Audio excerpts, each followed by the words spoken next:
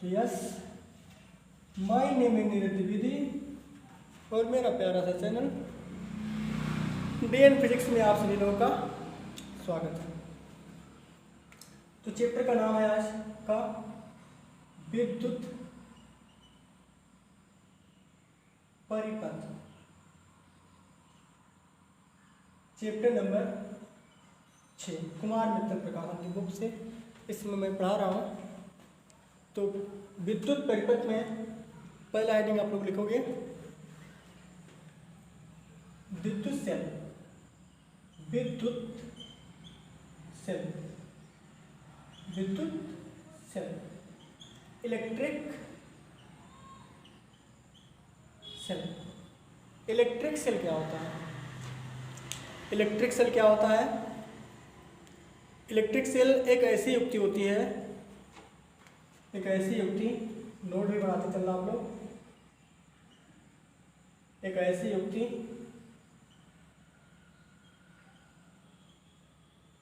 जो रासायनिक ऊर्जा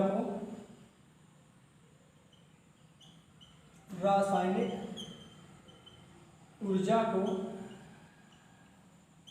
विद्युत ऊर्जा में परिवर्तित करती है, विद्युत ऊर्जा में परिवर्तित करती है। इसको क्या कहते हैं?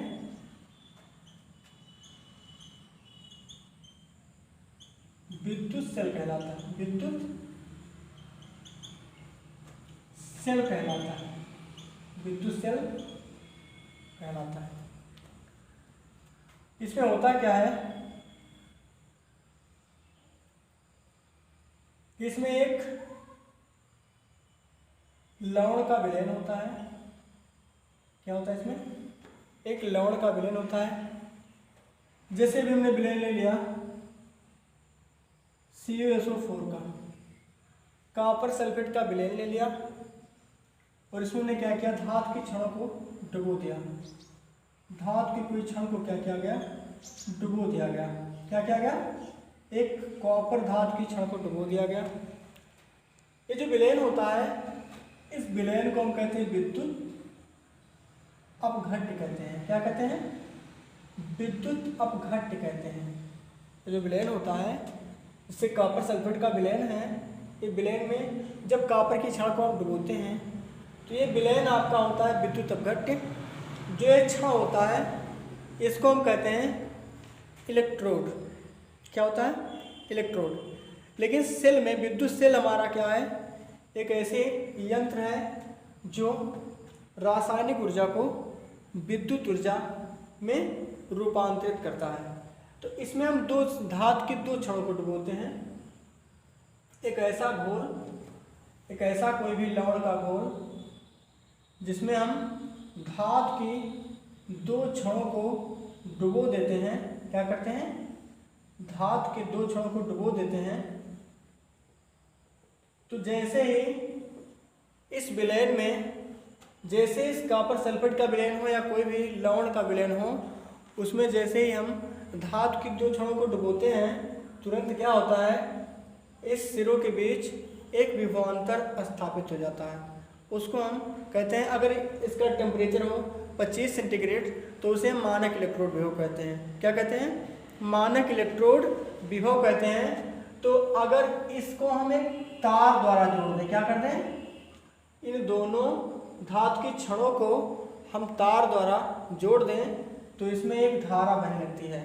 अब एक सिरा आपका, एक प्लेट, अगर विलयन आपका, क्योंकि विलयन आपका लवणीय विलयन है तो उदासीन होगा, तो एक क्षण आपका विलयन के सापेक्ष ऋणात्मक हो जाता है और एक दूसरा क्षण जो होता है वो विलयन के सापेक्ष धनात्मक हो जाता है। तो जो विलयन के सापेक्ष धनात्मक होता है उसे हम एनोड नाम देते हैं, उसे एनोड कहते हैं। और जो विलयन के साथ नेगेटिव में होता है उसको हम कैथोड कहते हैं। इस विलयन को विद्युत अपघट्य का विलयन कहते हैं। धातु की जो छड़ें होती हैं इसको हम क्या कहते हैं? इलेक्ट्रोड कहते हैं। क्या कहते हैं? इलेक्ट्रोड कहते हैं। अब जैसे ही इसमें विभवांतर क्रिएट होता है तार द्वारा इसको हम जोड़ देते हैं। इसमें धारा का विभवांतर के कारण इसमें धारा उत्पन्न हो जाती है। ये धारा अगर सेल के मार्ग में कोई अवरोध उत्पन्न हो तो उसको हम आंतरिक प्रतिरोध भी कहते हैं, उसको आर से लिखते हैं।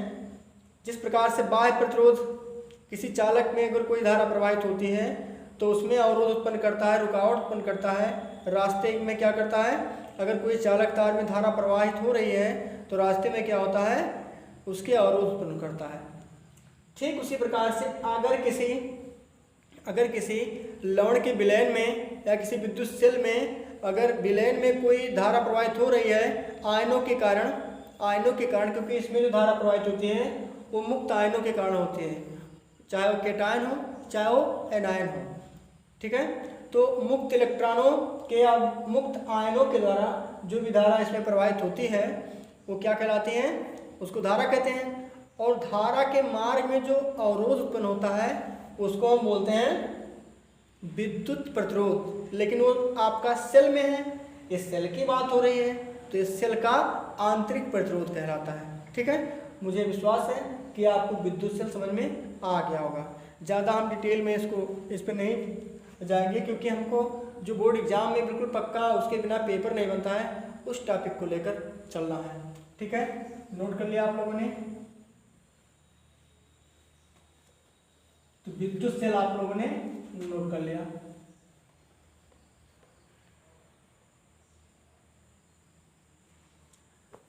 अगला पॉइंट आपका रहेगा कुछ मोस्ट इंपोर्टेंट टॉपिक, सेल का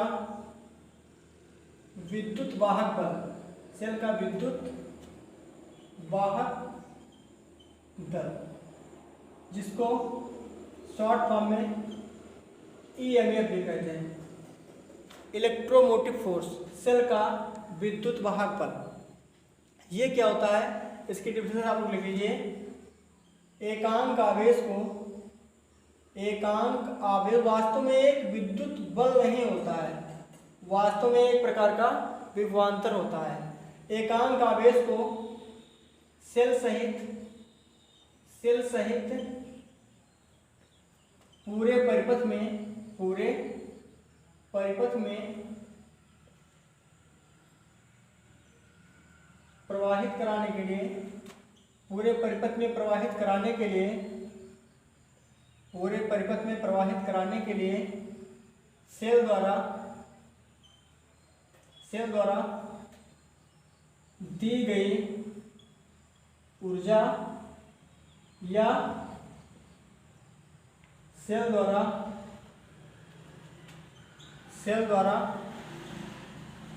किया गया कार्य, सेल का विद्युत वाहक बल कहलाता है। सेल का विद्युत वाहक बल कहलाता है, सेल का विद्युत वाहक बल कहलाता है। किसी विद्युत सेल में एकांक आवेश को प्रवाहित कराने के लिए सेल द्वारा जो कार्य, एक्सटर्नल कार्य किया जाता है या सेल द्वारा जो आयनों को ऊर्जा दी जाती है वही क्या कहलाता है, सेल का विद्युत वाहक बल। सेल का विद्युत वाहक बल को हम कैपिटल E से लिखते हैं। E बराबर होता है W/Q, जहाँ W आपका होता है किया गया कार्य और Q आपका होता है आवेश की मात्रा। इसका भी मात्रा क्या होता है, जूल प्रति कूलाम। जूल कार्य का जूल, आवेश का कूलाम, जूल प्रति कूलाम, या इसे वोल्ट भी कहते हैं। ठीक है, तो ये आपका हो गया सेल का विद्युत वाहक बल।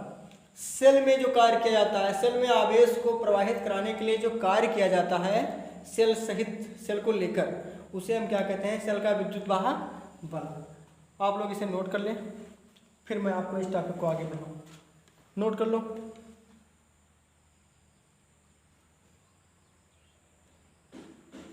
नोट हो गया, चलिए ठीक है, नोट हो गया तो अच्छी बात है। मिटा दो।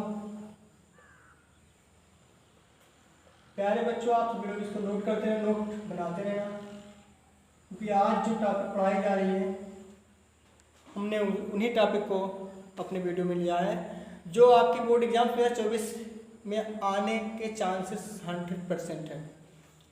अगला टॉपिक रहेगा किरचॉफ का नियम। किरचॉफ का नियम, किरचॉफ का नियम बहुत इंपॉर्टेंट है, मैं आप लोगों से बता दे रहा हूँ, वेरी इंपॉर्टेंट। सन 2024 में आएगा, पक्का आएगा, पक्का। सन 2024 में ना आना तो फिर डियर फिजिक्स नाम चेंज कर देना। बिना, आज तक हमने कई वर्षों से देखा है, मैं काफ़ी बोर्ड एग्जाम का चेक करता हूँ, लगभग लगातार 5 वर्षों से, हमने उसमें देखा है कि किरचॉफ के नियम के बिना कोई भी पेपर बना ही नहीं है।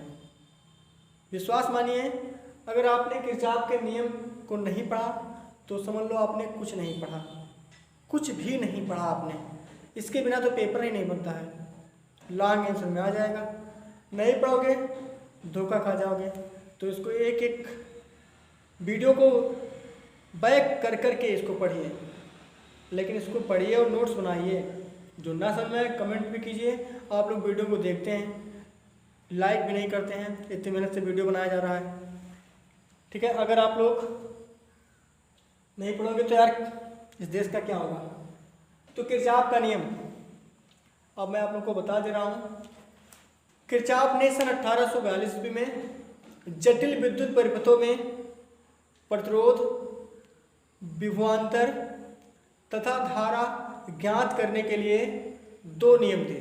किरचॉफ ने क्या किया, किरचॉफ ने किसी भी विद्युत परिपथ में एक कोई ऐसा परिपथ हो जिसमें आप ये पता न कर पाएँ कि ये समांतर क्रम में है या श्रेणी क्रम में है, या फिर ऐसा भी हो कि आपको पता भी हो समांतर क्रम में हो या श्रेणी क्रम में हो, तब भी आप किरचॉफ के नियम को लगा सकते हैं। तो किरचॉफ ने सन 1842 ईस्वी में, किरचॉफ ने सन 1842 ईस्वी में जटिल विद्युत, जटिल मतलब कठिन होता है, जटिल विद्युत परिपथों में, जटिल विद्युत परिपथों में बहने वाली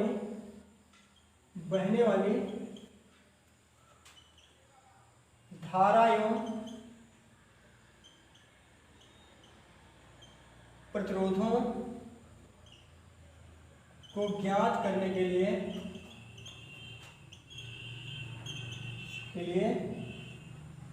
निम्नलिखित 2 नियम दिए। क्या दिए? निम्नलिखित 2 नियम दिए। निम्नलिखित 2 नियम दिए। कितने नियम दिए? 2 नियम दिए, जिसकी सहायता से जटिल विद्युत परिपथों में हम धारा, विभवांतर या प्रतिरोध प्राप्त कर सकते हैं, ज्ञात कर सकते हैं, ठीक है। तो किरचॉफ का प्रथम नियम, आइए जाने किरचॉफ का प्रथम नियम। किरचॉफ का प्रथम नियम देखो क्या होता है। किरचॉफ के 2 नियम थे। प्रथम नियम क्या है? प्रथम नियम को हम धारा का नियम भी कहते हैं। क्या कहते हैं? धारा का नियम कहते हैं। ये नियम आवेश संरक्षण पर आधारित होता है। यह नियम किस पर होता है? आवेश संरक्षण पर आधारित है। आवेश संरक्षण पर आधारित है। तो प्रथम नियम में क्या लिखोगे आप लोग? इस नियम के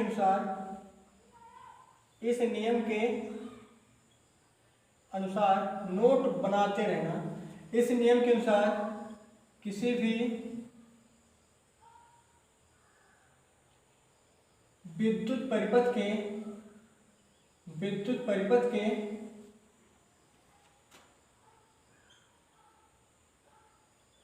किसी भी संधि पर मिलने वाली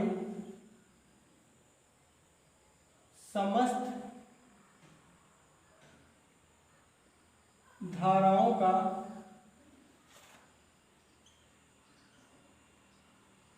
बीजगणितीय योग शून्य होता है। बीजगणितीय योग क्या होता है? शून्य होता है।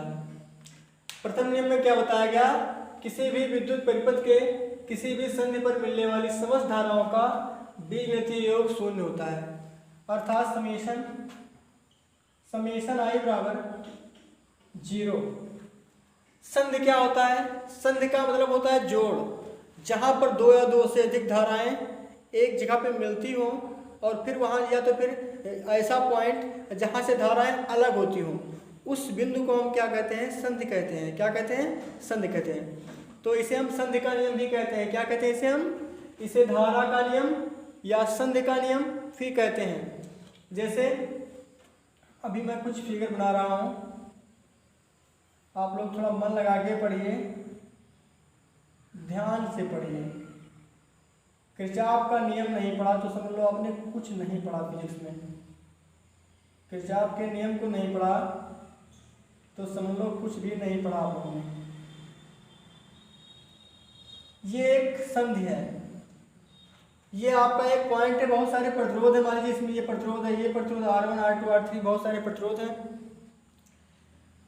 इसमें धारा कुछ आ रही है, इसमें धारा मान लीजिए कि हमने माना I1, ये पॉइंट वो है जहां पर समस्त धाराएं मिलती हैं, समस्त प्रतिरोध मिलते हैं। I1 I2, इसमें धारा I3 प्रवाहित हो रही है, इसमें I4, इसमें I5, इसमें I6। अब सभी धाराएं, कुछ धाराएं तो संधि की ओर आ रही हैं, कुछ धाराएं संधि से दूर जा रही हैं। कुछ धाराएं संधि की ओर आ रही हैं, कुछ धाराएं संधि से दूर जा रही हैं। जैसे ये आपका संधि है तो इधर धारा उस साइड में जा रही है, इधर संधि की ओर आ रही है, तीर का निशान इस साइड में है तो इधर धाराएं यहाँ आ रही हैं। कुछ धाराएं संधि से दूर जा रही हैं, कुछ संधि की ओर आ रही हैं। तो किरचॉफ ने अपने प्रथम नियम में यह बताया कि संधि की ओर आने वाली, संधि की ओर आने वाली धाराएं या संधि की ओर आने वाली धाराओं का योग संधि से दूर जाने वाली, संधि से दूर जाने वाली धाराओं के बीजगणितीय योग के बराबर होती है। बराबर संधि की ओर आने वाली धाराएं, संधि से दूर जाने वाली धाराओं का योग, बीजगणितीय योग। बीजगणितीय योग मतलब जिसमें प्लस माइनस चिन्ह से हम जोड़े, साधारण नियमों, गणितीय नियमों से जोड़े।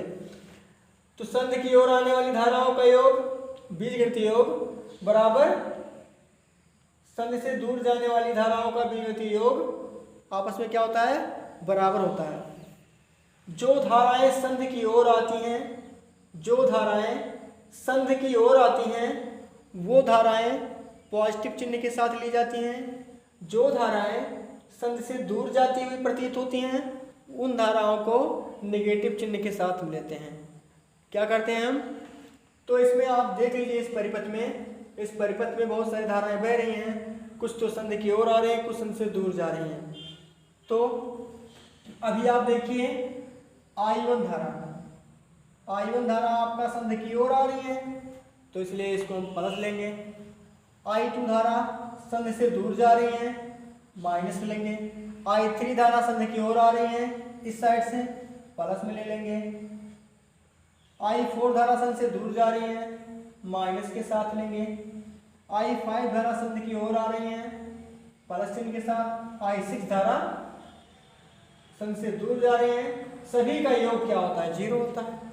सभी का योग क्या होता है? 0। जितनी भी धाराएं किसी भी परिपथ में प्रवाहित होगी, I1 I2 I3 dot dot dot IN धाराएं बराबर 0, मतलब समेशन I बराबर आपका 0 ही होता है। ये तो आपका किरचॉफ का प्रथम नियम है। अब आप देखिए, जो चीज यहाँ पे माइनस में है उसको हम उस साइड में, उस पक्ष में ट्रांसफ़र कर सकते हैं, कर दो। I1 प्लस I3 प्लस वाले को रोको, I5 भी रोक लो, और जो माइनस में उधर जाएगा प्लस में हो जाएगा। I2 I4 माइनस में था प्लस में हो गया, I6 हो गया। अब देखो ये संधि की ओर आने वाली धाराएं थी, ये संधि से दूर जाने वाली धाराएं थी, दोनों का योग क्या हो गया, बराबर हो गया। इसका मतलब ये हुआ कि चाहे संधि की ओर धाराएं आए उसका बीजगणितीय योग, और चाहे संधि से दूर जाए उसका बीजगणितीय योग, दोनों का बीजगणितीय योग क्या हो जाता है, बराबर। और जब दोनों चीजों का योग बराबर हो गया तो इसका मतलब क्या हो गया, नियत हो गया। क्या हो गया, नियतांक हो गया। क्या हो गया, नियतांक। अतः किरचॉफ का जो प्रथम नियम है, जो किरचॉफ का प्रथम नियम है वो क्या है, आवेश संरक्षण पर आधारित है। किस पर, आवेश संरक्षण पर आधारित है। किरचॉफ का प्रथम नियम आवेश के संरक्षण पर आधारित है। मुझे आशा है कि किरचॉफ के प्रथम नियम आप लोग समझ चुके होंगे। एक बार आप लोग नोट कर लें, स्क्रीनशॉट कर लेंगे बहुत जल्दी में हो तो, लेकिन नोट जरूर कर लो मेरे प्यारे बच्चों, नोट कर लो, ठीक है। तो संधि की ओर आने वाली धाराएं, संधि से दूर जाने वाली धाराओं का बीजगणितीय योग क्या होता है, शून्य होता है। तो अब आगे हम जानते हैं द्वितीय नियम। देखिए किरचॉफ के द्वितीय नियम में प्रथम नियम समाहित होता है। किरचॉफ के प्रथम नियम को क्या कहते हैं हम, किरचॉफ के प्रथम नियम को हम संधि का नियम या धारा का नियम कहते हैं। इस चीज को भी आप मत भूलो, कभी कभी ऑप्शन में आ जाता है कि किरचॉफ का प्रथम नियम किस राशि पर आधारित होता है, तो आप लोग उसमें ये बताओगे कि किरचॉफ का प्रथम नियम आवेश संरक्षण पर आधारित होता है। तो किरचॉफ का अब आते हैं द्वितीय नियम पर। किरचॉफ का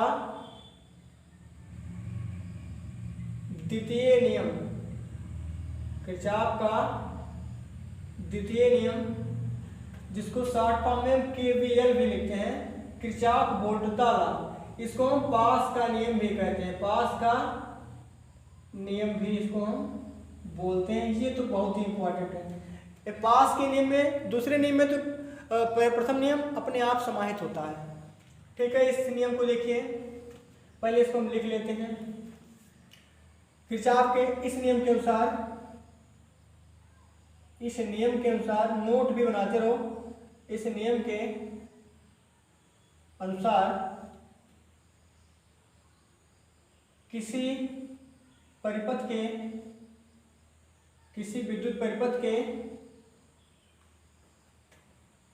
विभिन्न भागों में, विभिन्न भागों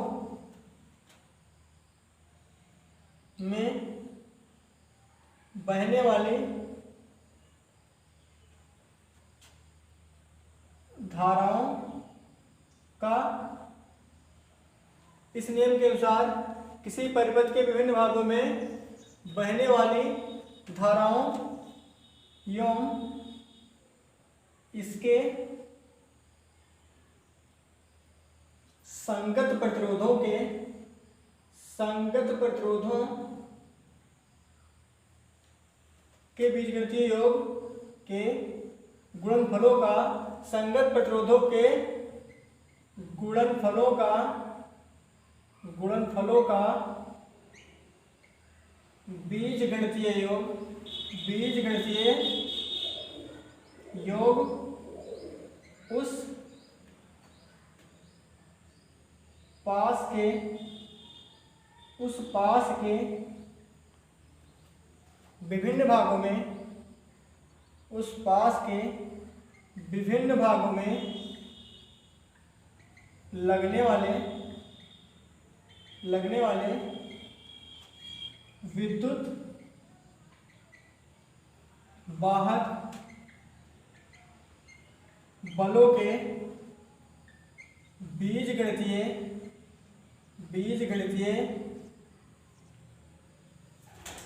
योग के बराबर होता है। अर्थात समेशन आई आर बराबर समेशन ई। समेशन का मतलब होता है, सिग्मा का मतलब योग से होता है, समेशन मतलब जोड़। तो आप लोग इसे नोट कर लें कि किसी भी परिपथ के विभिन्न भागों में बहने वाली धाराएं एवं उसके संगत प्रतिरोधों के गुणनफलों का विकृति योग उस पास के विभिन्न भागों में लगने वाले विद्युत वाहक बलों के बीजगणितीय योग के बराबर होता है। ठीक है, समझ में आया? तो अब इसको आप लोग फिगर के माध्यम से समझने का प्रयास करो। इसको आप लोग नोट कर लो, मैं एक फिगर बनाता हूं।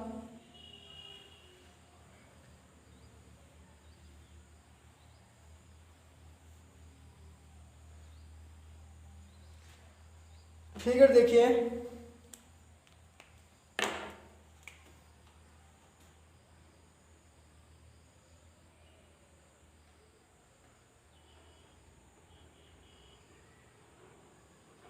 फिगर मेरा गंदा बनेगा तो आप लोग बुरा मत मानिएगा। फिगर थोड़ा सा गंदा बन जाए तो इसमें आप लोगों को बुरा मानने की कोई ज़रूरत नहीं है, क्योंकि आप लोग समझदार हैं, आप लोग बुरा कभी नहीं मानते हैं। मेरा आर्ट बहुत कमजोर है, इसलिए यहाँ विद्युत वाहक बल हमने E1 ऐड किया। क्या किया हमने? एक यहाँ से लगाया प्लस माइनस E1 यहाँ पे, इसकी दिशा माइनस से प्लस की ओर होती है। ये प्लस सिरा, ये माइनस सिरा, ये क्या है? E2। यहाँ इसके संगत प्रतिरोध R1 लिखा, यहाँ R2, यहाँ R3। इसको हमने मान लिया ये एक संधि B C D E F। इसको लूप का नियम कहते हैं। तो एक बंद पास यहाँ पर मैं लेता हूँ, इसको हमने एक बंद पास लिया। ये आपका क्या है? दूसरा बंद पास है। ये पहला बंद पास, ये दूसरा बंद पास। इसमें देखिए, इसमें दो विद्युत सेल हमने जोड़ा है E1 और E2। इसके इस विद्युत सेल के संगत प्रतिरोध R1 है। तो अगर इनका हम विद्युतीय गुणनफल करें, उसका योग करें, तो क्या हो जाएगा? इनका गुणनफल क्या होगा? E1 R1। लेकिन ऐसा हम नहीं करेंगे, हमको करना क्या है? रूल के अकॉर्डिंग। ठीक है, नोट करते रहना।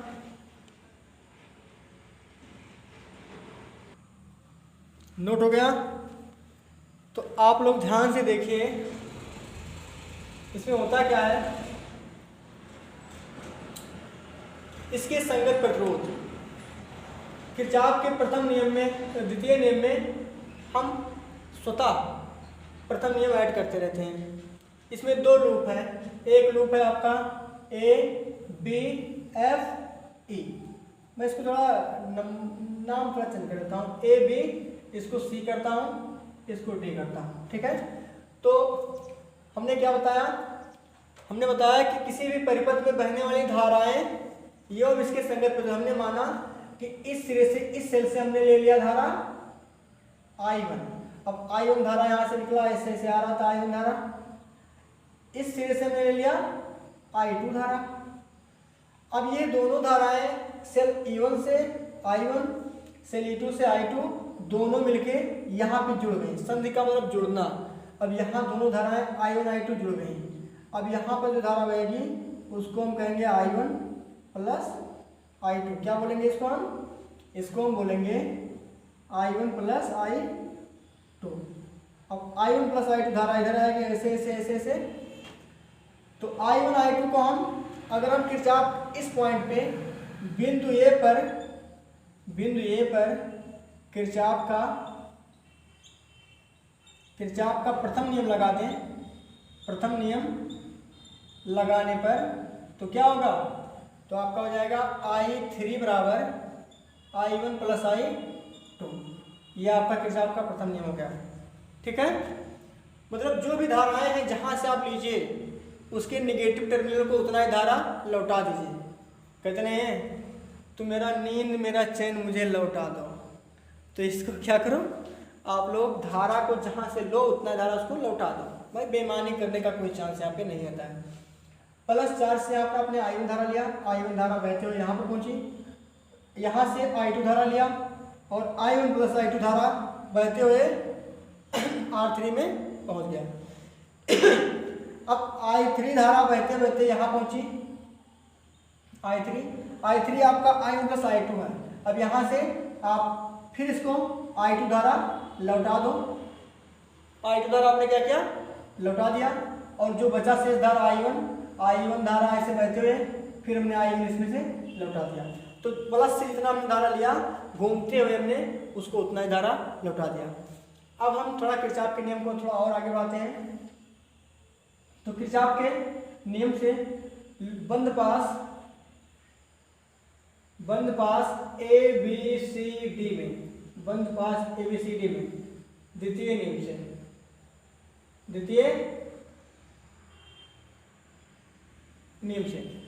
नियम आपका कहता है एक चीज, अगर हम धारा जिस तरफ चल रही है उधर ही अपने मन से लूप को मान लें। इस चीज को बहुत ही ध्यान लगा के आप लोगों को सुनना है। अगर हम जिस तरफ धारा को ले रहे हैं, जिस तरफ धारा प्लस से हमने लिया है, अब धारा प्लस से बह रहा है और हमने लूप को इस साइड से लिया है, ऐसे इस तरफ से, तो लूप हमारा इस धारा की दिशा में ही है। तो धारा की दिशा में जब लूप होगा तो उस सिचुएशन पे धारा और संगत प्रतिरोधों का जो गुणनफल होगा वो पॉजिटिव होगा। क्या होगा, हम क्या कहेंगे, जिस तरफ हमने लूप माना, हम लूप किसी भी तरफ मान सकते हैं, चाहे इस साइड में लूप माने चाहे इस साइड में लूप माने, कोई प्रॉब्लम नहीं। आप हमने अपने सुविधा के अकॉर्डिंग इस साइड में लूप माना है तो धारा इस साइड से ऐसे आ रही है, तो लूप जिस तरफ है, लूप की दिशा जिस तरफ है उसी दिशा में क्या है, धारा की दिशा। तो जिस तरफ लूप की दिशा हो उसी तरफ धारा की बहने की दिशा हो, तो धारा और उसके संगत प्रतिरोधों का गुणनफल क्या करते हैं, प्लस लेते हैं। इसमें देखिए, इसमें धारा इस साइड से बह रही है और लूप भी हमने उसी साइड में ले लिया है, ठीक है। तो बंद पास ABCD में किरचॉफ के KVL के दूसरे नियम से तो क्या होता है, अब देखो यहाँ से E1 आपका क्या है, I1 धारा पॉजिटिव डायरेक्शन में, तो I1 इसके संगत प्रतिरोध R1, यहाँ पे धारा क्या है, I2। अब किरचॉफ, इसमें धारा इस साइड से बह रही है और लूप ने माना है इस साइड से, लूप ने इस साइड से माना है और धारा इस साइड से बह रही है, तो लूप इस साइड से, धारा इस साइड से, तो क्या हो गया, विपरीत हो गया। जब जिस तरफ आप लूप की दिशा माने उसके विपरीत डायरेक्शन में धारा बहे तो आप उसको धारा और संगत प्रतिरोधों के गुणनफलों को नेगेटिव में ले लें, सिंपल सी बात। तो यहाँ धारा इधर से बह रही है और लूप इधर से है, धारा इधर से सेल से बह रही है इसी लूप में, ये आपका बंद पास है, एक प्रकार का ये बंद खंड है। तो इसमें धारा इस साइड से और लूप इस साइड से, तो क्या होगा, I1 R1 minus I2 R2। विद्युत वाहक बल की दिशा क्या होती है, उसकी दिशा हमेशा नेगेटिव टू पॉजिटिव अगर आप लेते हैं तो धनात्मक होगा। नेगेटिव टू पॉजिटिव क्या होगा, नेगेटिव से पॉजिटिव, देखो माइनस से प्लस की ओर है, क्या हो जाएगा, प्लस हो जाएगा। दिशा किस तरफ माना आपने, इस तरफ, और इधर दिशा क्या है, इस तरफ। दिशा क्या है सेल का, सेल की डायरेक्शन क्या है, इस साइड में है, लूप अपने इस साइड में माना है, तो क्या हो जाएगा, माइनस हो जाएगा, E1 माइनस E2। पुनः बंद पास 2 में, बंद पास 2 आपका क्या है, ABEF